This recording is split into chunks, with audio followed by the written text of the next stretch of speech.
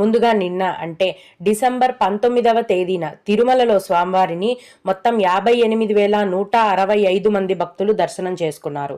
అందులో స్వామివారికి మొత్తం 20,377 మంది భక్తులైతే తలనీలాలను సమర్పించారు. నిన్నటి రోజున తిరుమలలోని శ్రీవారి హుండీ యొక్క ఆదాయం అనేది 3,60,00,000 రూపాయలు. ఈ రోజు కూడా ఎటువంటి దర్శనం టికెట్లు లేకుండా నేరుగా భక్తులనైతే ఫ్రీ దర్శనానికి అనుమతిస్తున్నారు. ఈ విధంగా టికెట్స్ లేకుండా నేరుగా వెళ్లే ఫ్రీ దర్శనానికి ప్రస్తుతం దాదాపుగా 15 గంటల సమయం అనేది పడుతోంది. అలాగే తిరుపతిలో ఇచ్చే సర్వ దర్శనం టికెట్లను తీసుకొని దర్శనానికి వెళ్లే భక్తులకైతే సర్వదర్శనానికి 4 గంటల సమయం పడుతోంది.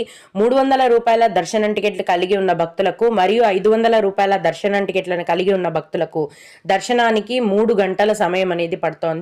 రోజులాగే ఈ రోజు కూడా సుపదం ఇన్ఫాంట్ దర్శనం ఉంది. అలాగే విఐపి బ్రేక్ దర్శనం కూడా కొనసాగుతోందండి. ఈ